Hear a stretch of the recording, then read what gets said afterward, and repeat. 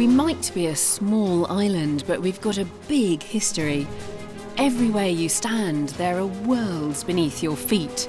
And so every year, hundreds of archaeologists across Britain go looking for more clues. Who lived here, when, and how? You can even see the architecture of the bone inside the jaw there. Archaeology is a complex jigsaw puzzle, drawing together everything from skeletons to swords, temples to treasure. She's got a very cartoon-like face, hasn't she? From Orkney to Devon, we're joining this year's quest on sea, land and air. We'll share all of the questions and find some of the answers as we join the teams in the field, digging for Britain.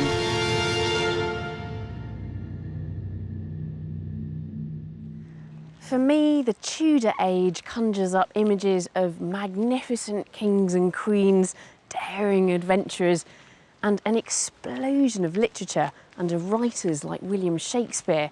But this period was about much more than just those personalities. It was a time of enormous political, social and economic change which heralded the beginning of modern Britain. And I'm hoping that archaeology can offer us fresh insights into the Tudor world and even provide us with glimpses of the everyday lives of those who witnessed that momentous era.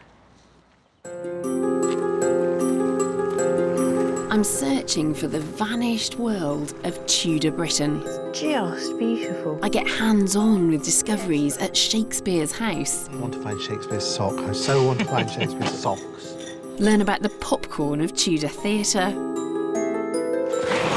And investigate a mysterious wreck from this age of exploration and trade.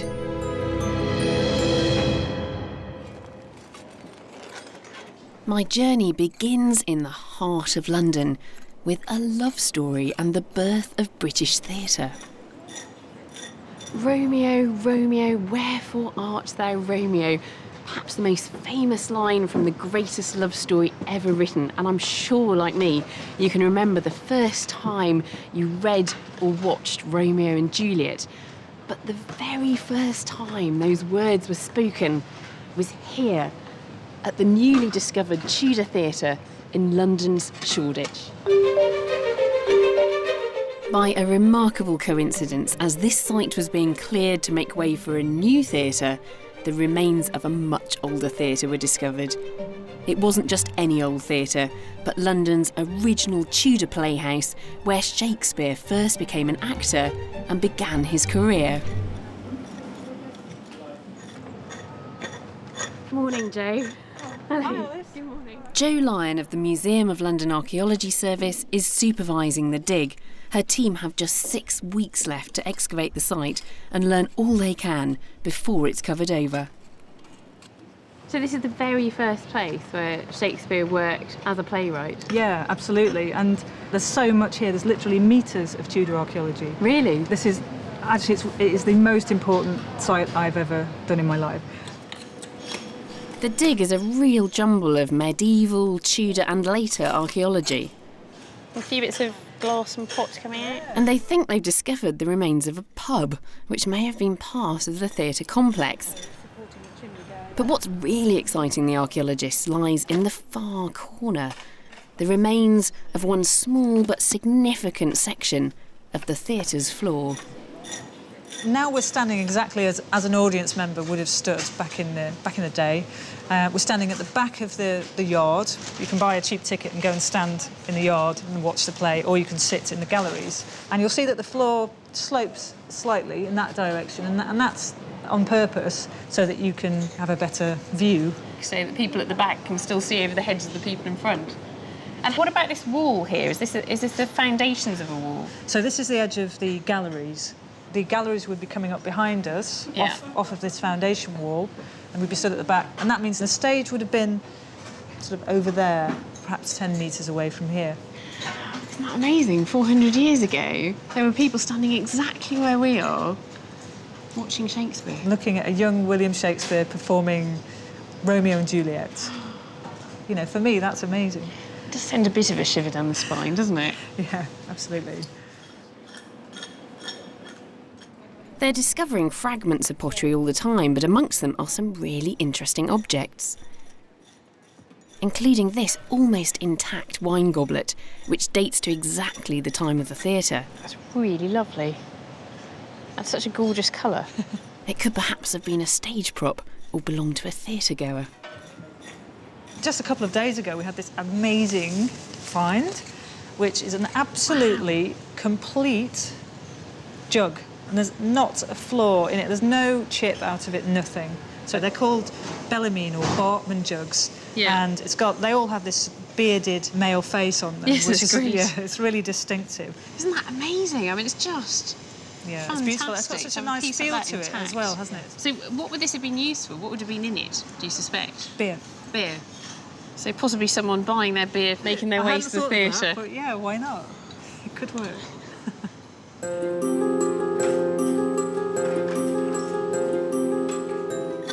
Well, the digging that's going on all around me will finish in just a few weeks' time, and then the site will be handed over to the developers, and very fittingly, a new theatre will be built here. We're just so privileged to get this glimpse into Shakespeare's world, because despite the fact the Tudors were so influential in shaping modern Britain, they're not an easy bunch to track down.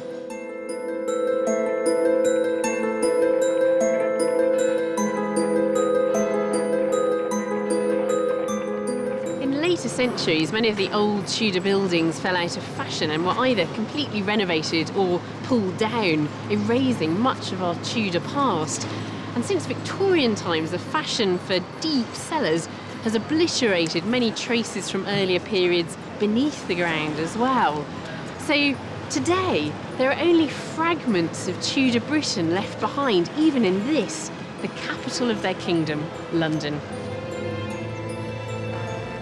The River Thames was of vital importance to the Tudor kings and queens.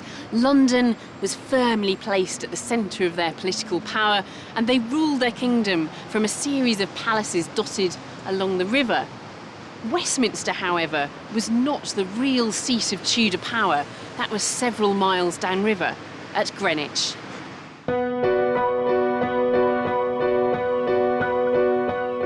This palace was located on the riverfront, at the site of what is now Christopher Wren's iconic Old Royal Naval College.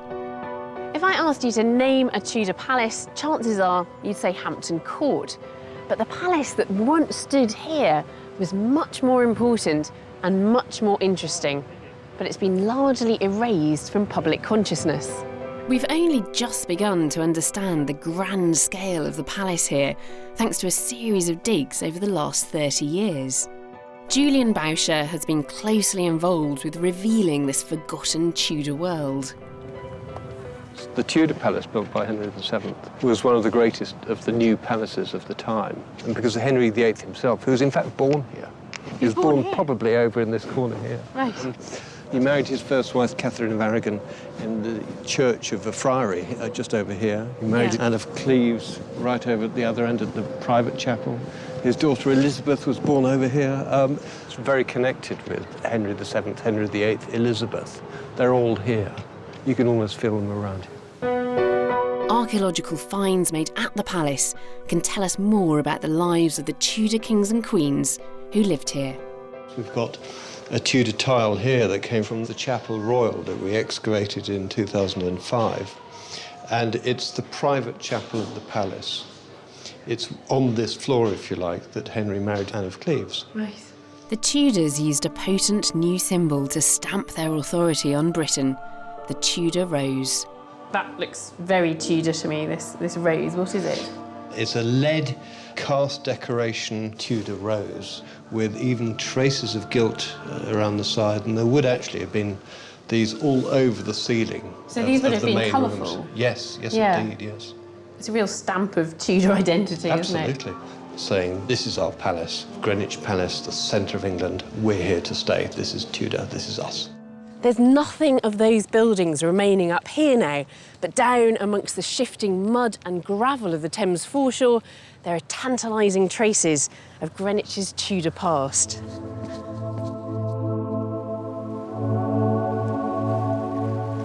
On the the foreshore in front of where the palace once stood, a team from the Thames Discovery Programme think they may have found a structure that linked the palace to the river. Leading the team is Natalie Cohen. Natalie. Hello. Hi. How are you doing? Good, thank you. So what have you got here down on the shore? We've picked up a whole series of timbers running along the front of this wall here. We think it's part of a jetty structure that may have related to the Royal Palace, sort of immediately behind us here. So what would this have been in the jetty? It appears to have been part of a base plate, I would think, pegged to the foreshore or pegged to another piece of base plate through those peg holes there. You can just imagine the royal barge landing here and Henry VIII or Elizabeth disembarking with a fanfare surrounded by courtiers. This now mundane stretch of the river was once the most exclusive in London.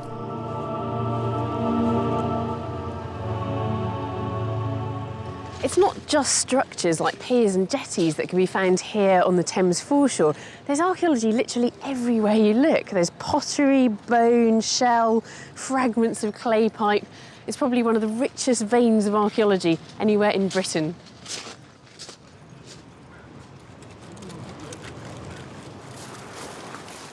There are other people looking for clues here on the foreshore, the mudlarks. They have a special licence that allows them to dig for the historical objects that litter the Thames beaches. Over the years, they've made some remarkable discoveries. You might think they'd be using metal detectors, but in fact they work by hand because the sheer quantity of metal here makes detectors useless. We've got an Elizabethan fastener there. Yeah. If you can imagine on your jacket, this would actually fasten like that. Ah, like hooks and eyes? Yeah, it's a fastener. So that is actually So that's a fastener. Elizabethan? It's Elizabethan. And then on top of that, these are in abundance down here. These are Tudor pins. A woman of distinction had 1,000 pins on her. I think Elizabeth I had 2,000 pins on her. Now, Doing what? well, for hair, for clothing. Yeah. An Elizabethan ruff had 150 pins plus on it. And these are Tudor lace ties. So exactly the same as you get on your shoelaces. Oh, yeah. Like on jackets, on shirts and stuff, where you'd have crisscrosses of like leather thongs and stuff. These would be on the end, so they could be threaded. Well, the tide has come in now and covered up all of that archaeology on the Thames foreshore. It's disappeared, very much like Greenwich Palace itself has disappeared from public consciousness. But we know now, not just from history, but from archaeology too, that this was the spiritual home of the Tudors.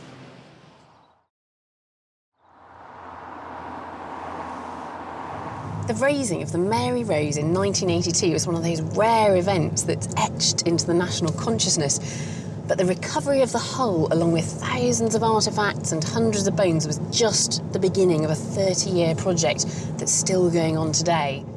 OK, well, if you'd like to come in here, Alice, this is going into our holiest of holies, our Holy Grail. Christopher Dobbs has been closely involved in planning the new Mary Rose Museum, which for the first time will display the objects and the hull together. Baskets and barrels and chests and fantastic bowls and plates. But this one, this absolutely superb bowl here, I think that this is probably a mess bowl. Right, and to actually serve individually into plates or bowls to 500 down in the ovens would have been just too difficult. Yeah. So they almost certainly transferred the food from one whole mess into a bowl like this. And that then led us to possibly identify this. I mean, it might look like a very minor object, but it could well be a mess tag. So you'd almost have like a luggage label, because they may have cooked actually in cloth bags in the cauldron, because that would mean you could keep all the food for 8 or 10 people together, and you could tie like a luggage label onto this. And that's what they were used in later wrecks.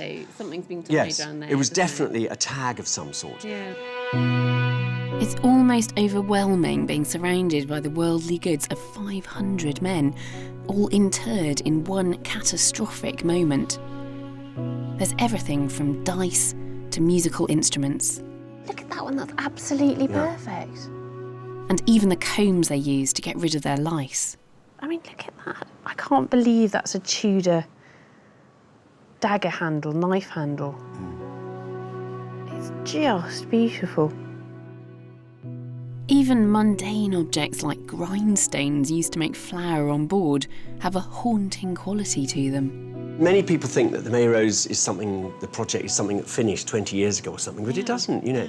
Daily we're finding out new things and new stories and being able to tell things in new ways. There's just a phenomenal number of objects recovered from the Mary Rose.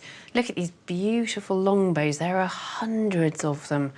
And of course, we don't just have the personal objects that these people carried around with them. We do actually have the skeletons of the people themselves. During the excavations, the remains of 179 individuals were carefully recovered. As an anatomist, these bones provide me with a unique insight into the lives of these men. I can see some interesting things. I'm meeting Dr. Alex Hildred, who's a curator at the Mary Rose Trust, to uncover the stories of these men. There were particular places which must relate to blocking of access routes to getting off the ship, where you've got 20 or 30 individuals and far more bones than you can actually put into those individuals. People fighting to get off the sinking ship. Especially as there was netting across the only really open bits of the ship, had anti-boarding netting. I think it would have been horrendous trying to get off the ship. Gun ports were so tightly fitted to their guns that you wouldn't have been able to get through those easily. And Did anybody manage to get off? About 35 survivors, but then people didn't swim naturally. It was quite rare to be a swimmer, so 35 survivors. 35 out of how many were there? 415 listed. The men on board were there to fight, and many of them would have wielded longbows, which were amongst the most feared weapons in the medieval world. One skeleton in particular provides a direct link to these devastating bows. This chap was found pretty much by himself in the hold of the ship, in the bow. But just literally above him was a wrist guard with the arms of England on it. So, you know, it's interesting to suggest with one of the tallest individuals who's very robust that, you know, he may well have been an archer, and that's what's been suggested in the past. He's incredibly well built. Now, some of that's going to be genetic, but some of it might be what he's actually doing with his body as well. But the skeleton has got this rather interesting condition at the shoulder where the tip of his shoulder has failed to fuse. I mean, what we're looking at is the end of the scapula, which starts off as a separate little bone like this, but should fuse during development. But here, in an adult skeleton, it has stayed separate. And there's been a suggestion that this is to do with heavy use of the shoulder. Well, archers, well, anybody, any male in England at the time would have to shoot a bow at least once a week from the age of about 7. So if somebody was good, needless to say, they probably would have been encouraged to do it more than once a week. Knowing that archery was widespread, I suspected other skeletons might reveal a different telltale sign of the damage that archery might cause. So this here is evidence for what we call rotator cuff disease, so this frilly bone here with the little holes in it, the pitting in it, which looks like osteoarthritis. Now, it's not osteoarthritis because it's not happening on the joint surface, but it's happening where the muscles insert that stabilise the shoulder. And this is associated with stress and strain on those tendons. We get rotator cuff disease happening in young people when they are cricketers or baseball pitchers. Or archers, maybe. Maybe. It is such a privilege to look at the bones from the Mary Rose. It's something that I've wanted to be able to do for a long time. And I think coming here and looking at the collection as well, I'm completely bowled over by it. There are so many objects and so well preserved from the wreck. And they really do make sense when you look at them all together, when you've got the ship and all those objects within it and the people themselves. We've got this very complete picture of the lives of these mariners in the Tudor period.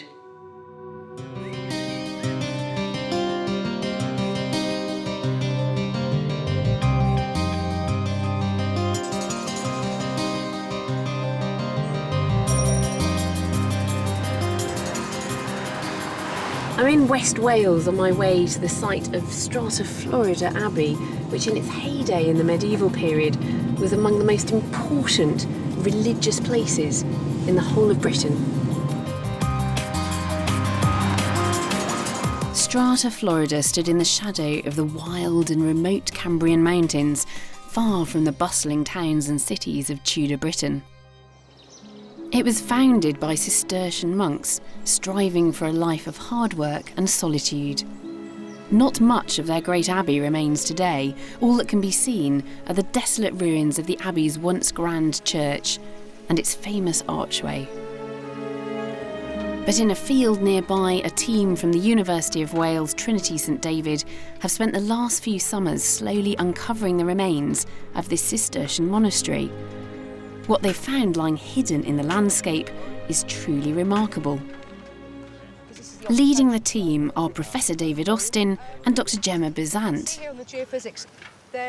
They've undertaken a geophysical survey which has revealed evidence of the buried abbey site.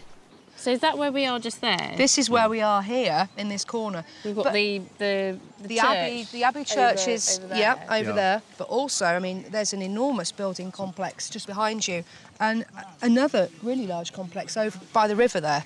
Huge industrial activity down here. You see these enormous signals there. So what do you think this is? Well, we think it's ironworking because we've excavated an iron forge over here.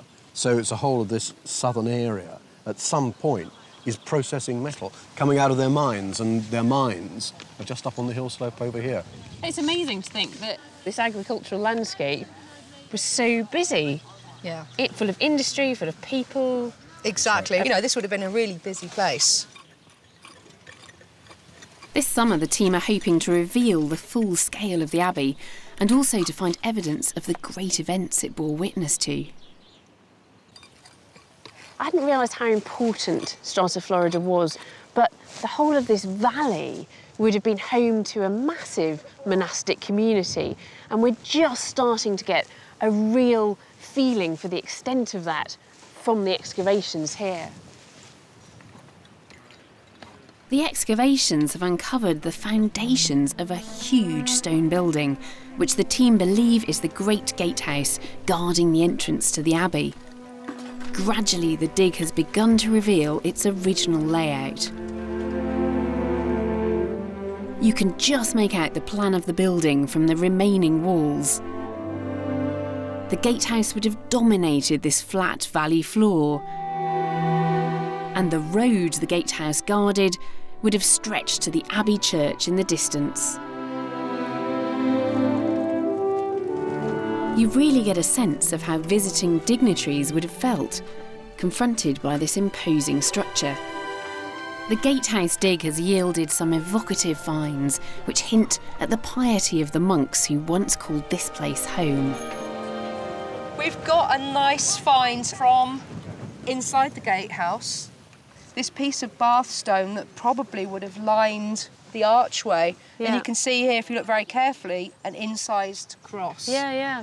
And it's almost like a good luck talisman. We think people would have just touched that as they passed through the gateway on their way into the Abbey Church. Other finds remind us of the great wealth the monks enjoyed, which they lavished on their grand buildings.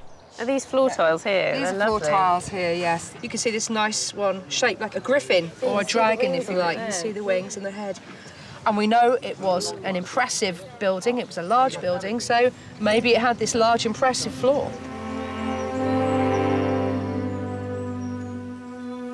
You tend to think of Cistercian monks seeking out solitude, finding some remote corner of the Welsh countryside. Now, it certainly is that today, but it wouldn't have been like that in the medieval period. And those monks were incredibly wealthy landowners, controlling all the agricultural land around here, as well as the lead mines. And the wealth they accumulated would be their downfall. After divorcing his first wife, Catherine of Aragon, Henry had set himself on a collision course with the Catholic Church. The Pope excommunicated the king, and Henry responded by declaring himself the head of his own church. The break with Rome was final. After Henry's schism with Rome in 1534, the time had come to finally crush the abbeys, which Henry's ministers had described as bastions of corruption and papal power. And rather conveniently, the king could seize the monastery's wealth for himself. Here at Strata, Florida, and across the country, the crown seized the monks' wealth and land. The king then sold off the monastery's assets quickly to free up much-needed revenue. The greatest beneficiaries of this process were the middling gentry, who now had the land to create new estates. Evidence for this lies just beside the abbey ruins. So what have we got here? Well, this is part of the arrangements of the gentry house, which lies behind us here. It's now a farmhouse, but it was a gentry house, probably originally built around 1600. And when you say a gentry house, who were these gentry? Who would have been living in that house? It would have been a member of the Stedman family. They come with the Earls of Essex here in the early part of the 16th century. And the Earls of Essex acquired the lands of the abbey, cheap off the crown, and then the aristocrats sell on to the local gentries, and so this money filters down through the system. And indeed, a lot of the houses in the surrounding area used the abbey as a quarry and took stone from there. So it's not surprising that, in fact, the abbey is in such a ruin and there's not much of it surviving. It is surviving, but it's not there, it's here. No, it's a quarry. That's what, it's an asset. We're in the early stages of capitalism. You don't leave assets lying around the landscape doing nothing, you strip them. Due to the actions of Henry VIII, the landscape and belief system of Britain had changed forever. Strata Florida represents this change in microcosm. A new Protestant church was built right next to the ruins of the Catholic Abbey. It's a sweet little church. It's a bit of a contrast to what the Abbey church would have been like. Yeah. Abbey church, massive, hugely ornate, full of sculpture, full of vivid paint. And you come in here, and this plainness and this simplicity is a wonderful counterfoil to all that glory and magnificence that lay in that church on the other side of the wall. It's very much a secular power. And that's one of the great marks of Protestantism. There is an organised church, but it's a state church, and the head of that church now is a secular authority, is a secular king. That's what Henry VIII delivers. We can only guess at what the monks who once lived and worked here must have made of the dissolution. Their lives were torn apart and their world turned upside down. The ruined monasteries that lie scattered across the British landscape provide a lasting reminder of the dissolution. It marked the beginning of a new chapter in British history. Not only did ordinary people find themselves living in a Protestant country, they also witnessed an unprecedented redistribution of wealth and land that would have far-reaching consequences for our island nation. It was during the Tudor age that we began to look beyond our own shores to the New World. After Columbus discovered America in 1492, waves of daring merchant adventurers set out on voyages of discovery to find new lands and boundless wealth. And those voyages are all the more remarkable when you consider that those men were travelling to the very edges of the known world.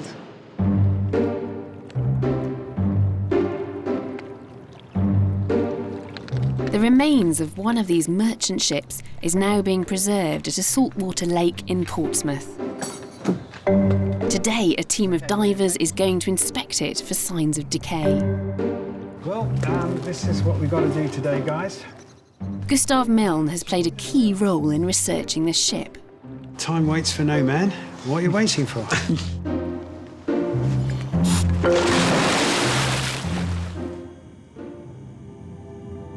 The ship was originally discovered in a channel in the Thames estuary during dredging and then moved here for safekeeping.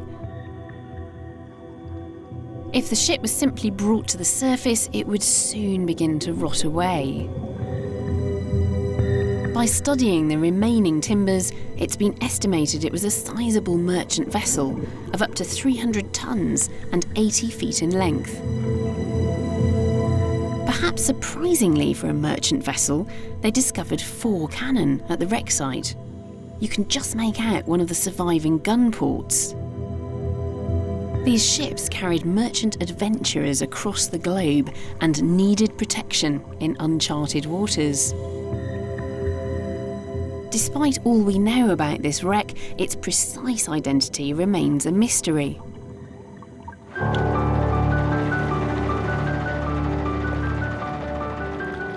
However, a vital clue was found on one of the recovered cannons. A team from the Royal Armouries, led by Phil McGrath, discovered an intriguing link with the most powerful financier of the Tudor age, Sir Thomas Gresham. The first thing that struck us was on the surface, quite clearly, we have the T and the G for Thomas Gresham. And then above that, we have the family crest in the form of a grasshopper. Gresham's legacy can still be seen in London's financial heart. The dissolution of the monasteries released a huge amount of capital into the British economy, and that money eventually filtered down to entrepreneurs like Sir Thomas Gresham. It was men like Gresham who would help create the City of London that we know today. He founded the Royal Exchange, which was the forerunner of today's stock exchange. Sir Thomas Gresham worked directly for the Tudor kings and queens and even helped save Britain from bankruptcy by manipulating the foreign exchange markets. So the Gresham ship provides us with a tangible link back to the beginnings of modern capitalism. In the labs of University College London, they're working to discover more about the ship's role and her crew. Many of the artefacts recovered are metallic, and during a reaction with salt water, some of these objects have become encased by what archaeologists call concretions. By removing these concretions, the team hope to reveal the secrets of the Gresham ship. Processing this work is dirty, messy, heavy work. We're using large tools, not delicate scalpels, and we're creating a lot of mess. A huge variety of objects have emerged from within the concretions. Now this, I think, is the most exciting find that we've discovered from the concretions. And what we have here, we have an additional cannon, which is represented by this powder chamber. That is fantastic. That really is a find and a half. Worth all that bashing. We thought we had 4 cannons. We have an additional powder chamber now, which suggests that there was another cannon on board. Their research has shown just how heavily armed this ship was. And it's also revealed the cargo, which needed such formidable protection. They've discovered numerous metal ingots, some of which are solid lead. These would have been very valuable and vital for industry and warfare. This is the first time I've seen these ingots, and these are, one, extremely heavy. Just get a load of that. No, I can't, sorry. I can't lift that. And we've got 3 of a cargo of potentially 2,000 of these ingots. Imagine 2,000 of those in a ship. That is a robust vessel. But some of the most moving objects are those that tell us about the ship's crew. The small metal finds associated with the concretions, I think, have been particularly exciting. We have a couple of spoons, silver spoons, tableware, possibly from the captain's table. They're fairly high-status objects. So what do you make of this? Wow. Is this his candle holder? The other possibility is as a salt holder. The intriguing finds which the team at UCL carefully smashed out of those concretions provide us with a snapshot into bustling Tudor London. You can just imagine the Gresham ship sailing up the Thames, laden down with iron, tin and lead. These ships brought prosperity to the city, and they fuelled whole new sectors of the economy, like entertainment, which sprang up in a big way to help the Londoners spend their hard-earned cash.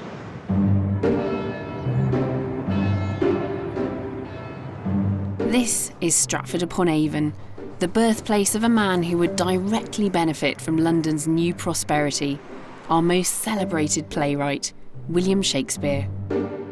His plays and poems are the most well-known and widely studied works of literature ever produced, and his legacy is immense. Our everyday language is peppered with words and phrases from his writing. But despite all that fame and influence, the man himself remains an enigma. Only a few fragments of evidence survive from his lifetime. This summer, the Shakespeare Birthplace Trust are hoping that archaeology can shed some new light on this remarkable man. They're digging at the site of his last home, New Place. We're nearly at the first stage. Richard Kemp was involved in organising the dig and has brought me to the city's Guild Chapel. This medieval church would have stood right next door to Shakespeare's House and today provides us with a fantastic bird's-eye view of the dig. Now, Shakespeare's House basically occupied this space. So what would the house have been like? Well, according to the historic sources that we've got a C-shaped house around an open courtyard. But there's not much evidence of this C-shaped house at the moment. No, there isn't, because the whole thing was knocked down in 1702 by the construction of a Georgian mansion. The area at the back of the site is exciting the archaeologists because it's here that the house's rubbish would have been buried. There's a real mix of archaeology here and the team have found 14th century pottery right next to 18th century rubbish. An intriguing feature has emerged, a large, mysterious pit. Kevin Coles, the lead archaeologist on site, and Richard have conflicting theories as to what this is. I think it's a pit that's obviously been used to burn something. Right. And we're digging it out now to see if we can find the bottom, where hopefully there's charcoal and lots of burning that we can find evidence for. Richard has a more intriguing theory. He thinks it's a filled-in well. If it is a well, it goes deeper, and the stuff's waterlogged. And when it's waterlogged, you get even more evidence preserved, or all the organics, like the socks. I want to find Shakespeare's sock. I so want to find Shakespeare's socks and shoes and stuff that, you know, gets thrown away and normally rots down. Yeah, I suppose we're familiar with the idea that things survive in peat bogs, but equally well, things might survive in the bottom of a well. Exactly, exactly. Now, maybe this is just a pit, but if it is a well, it will take the team a while to get down to the waterlogged levels where there could be surviving Tudor rubbish. Have you ever done any archaeology before? Nope. Are you enjoying it? Oh, I love it. I love it. It's absolutely wonderful. Just being here, you really get a sense of the excitement and passion of everyone on site, all hoping to find something Shakespearean. I mean, we don't do pot washing all the time. We do troweling as well. But you can say fines processing. That's always Fines processing. It does. Yes, you're right. Washing pots. Yes, it certainly does. It pretty much gets no better than this, really. You normally dig sites which are Roman or Iron Age, and you can't really put yourself into the shoes of the people who lived and worked on that site. But the archaeology of this particular site is just all about one man, and it's his life and times, and you can really begin to feel you're linking to the person as we're excavating down through material which he would have walked on or threw away. Yeah.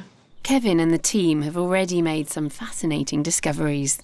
We've got this stone roof tile here with the hole where the nail would have been to hold it in place, and that begins to build a picture of what the building may have looked like. So you've got fantastic yellow stone tiles on the top. We're also finding more sort of domestic household objects. Is that a plug? It is a plug. It is indeed a copper plug. Then we move on to more Tudor pottery now. So you've got this green glaze Tudor cooking pot with burning on the bottom. So this pot was put over heat. This was used. Yes, exactly. You can see it. Yeah, you can see the edge coming out there, almost like a skillet. Exactly, like a frying pan, and that's perfectly in line with the sort of 16th century date that we're looking for, really. Could have been used by Shakespeare. You could be holding something that's been touched by William Shakespeare. Yep.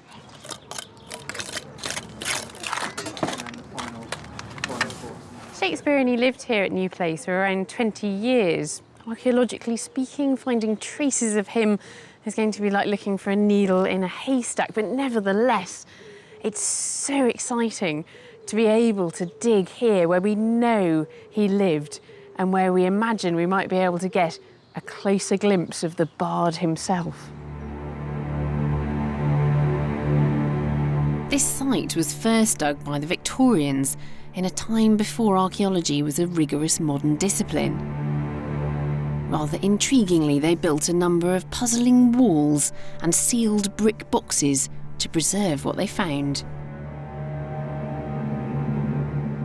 You can feel the buzz of anticipation as the team prepare to open one of these boxes. Here we are basically excavating the cellar area. These are all these almost brick boxes. So we're just about to open the last one of them and see what we can find. Really exciting. So shall we? So it's like the opening of Tutankhamun's tomb. Almost. I know how Howard Carter felt. That's the side, I think. It's thrilling to think that after 150 years, its contents will be revealed. Snails have got in there. Snails?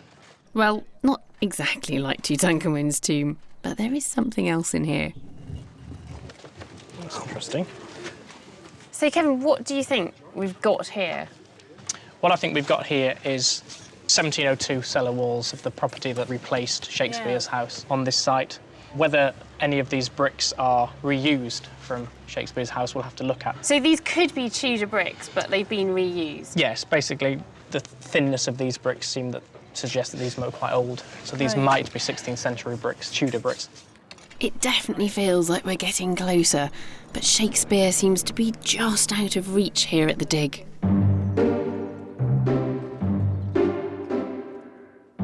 Shakespeare didn't leave much evidence behind for historians, so the few documents that survive have proved vital in piecing together what little we do actually know about his life. I've come to the Shakespeare Birthplace Trust archives to see a key piece of evidence that tells us both about New Place and the man himself. Dr. Paul Edmondson is a leading authority on Shakespeare's life and works.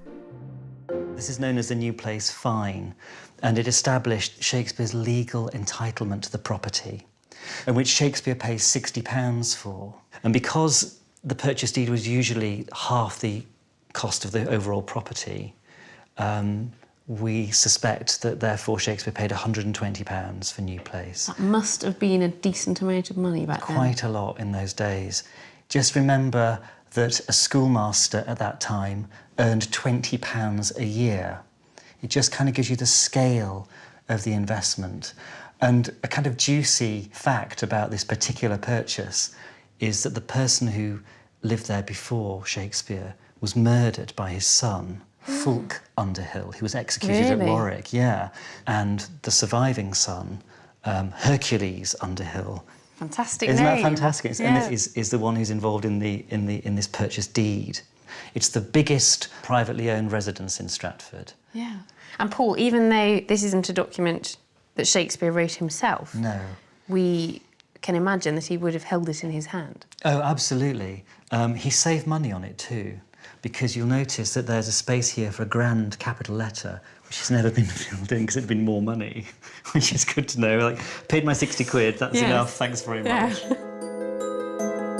Well, the team haven't found anything that can change our understanding of Shakespeare just yet, but I do feel I've got a sense of this man, his wealth and his thriftiness.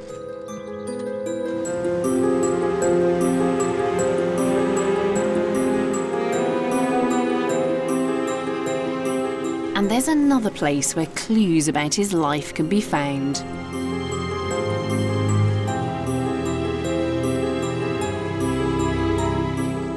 Like many young men of his time, Shakespeare left his home in the provinces and came here to London to seek his fortune. The streets weren't exactly paved with gold, but nevertheless, it was here, in the thriving city, that he made his name. We've already seen Shakespeare's earliest theatre being excavated, but discoveries at the Rose and the Globe Playhouses in the late 1980s have helped build a picture of the world in which he lived and worked. This very ordinary-looking building contains an extraordinary archaeological collection.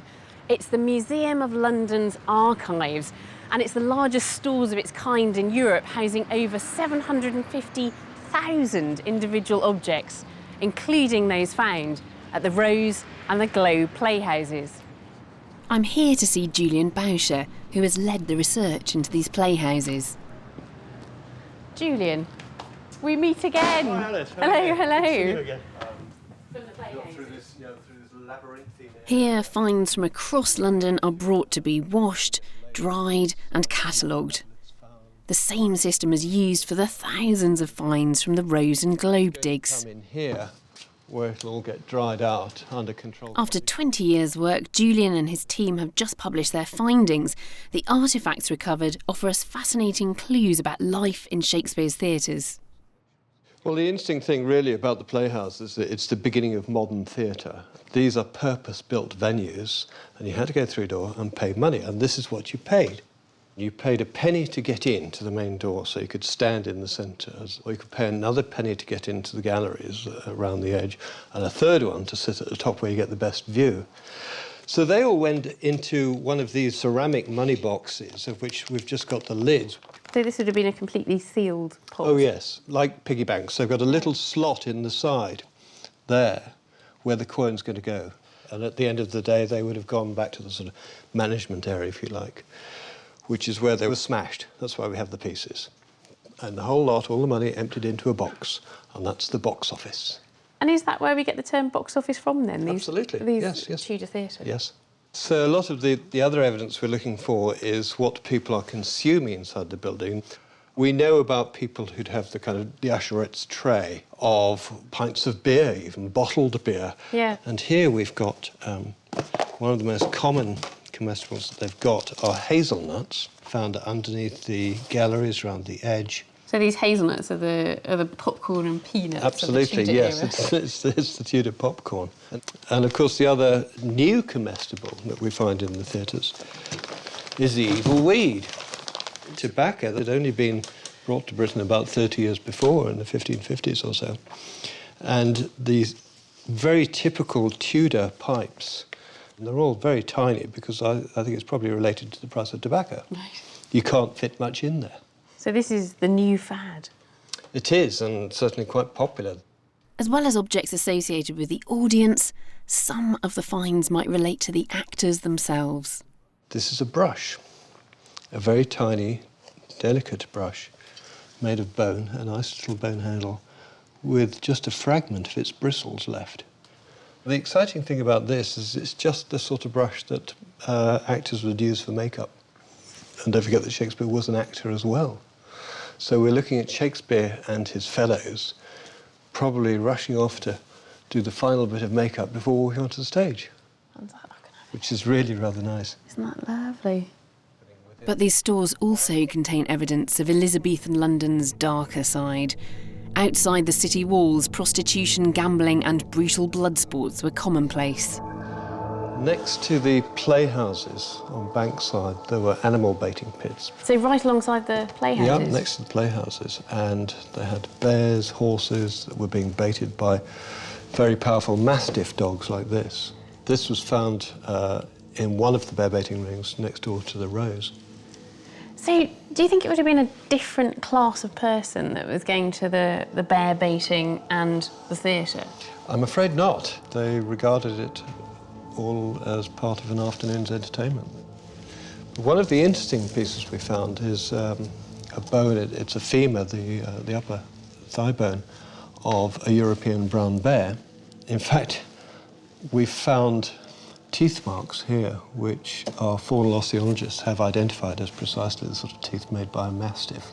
And the playhouses and the bear baiting arenas were outside the city?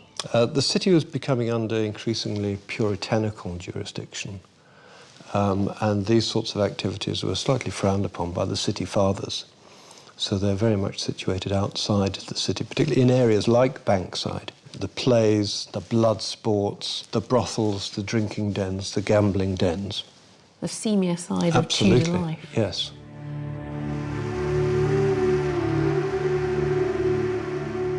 The archaeology of Tudor London gives us a real insight into the city during this period and allows us to peer more closely at all levels of society, from kings and queens down to the ordinary people. It's like Shakespeare's plays in that respect.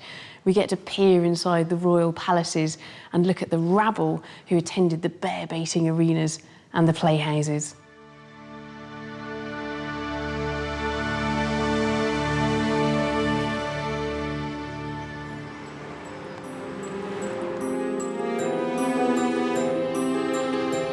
The digs and dives I've visited across Britain this year have allowed me to reach out and touch the men and women who lived during the Tudor age. The wealthy monks who once thrived in the now desolate ruins of Strata, Florida, and suffered the full fury of Henry VIII. The newly rich merchants and financiers who sent ships and crews to trade at the edges of the known world. And the men who fought and died for their king as the Mary Rose went to the bottom of the sea. Isn't that amazing? And most thrillingly of all, Shakespeare himself. Send a bit of a shiver down the spine, doesn't it? But as always, archaeology has unearthed just as many questions as answers, and so the digging for Tudor Britain continues.